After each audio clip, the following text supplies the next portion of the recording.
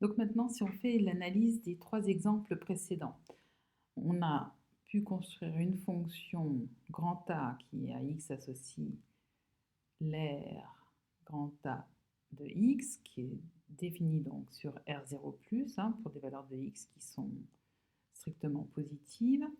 Et dans chacun des trois exemples, on peut vérifier qu'en fait, cette fonction grand A, c'est une primitive de la fonction petit f sur l'ensemble des réels strictement positifs. Regarde, on va commencer avec l'exemple 1.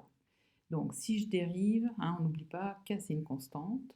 Donc, si je dérive la fonction a de x, comme elle est égale à k fois x, eh bien, la dérivée de k fois x, ça nous donne k.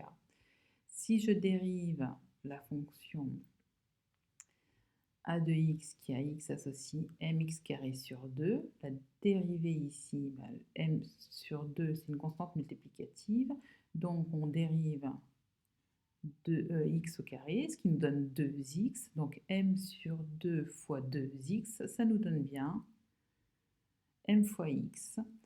Et comme la dérivée d'une somme de fonctions, c'est la somme des dérivées, ça tu l'as vu en cinquième, donc du coup on constate que ça fonctionne aussi pour l'exercice 3.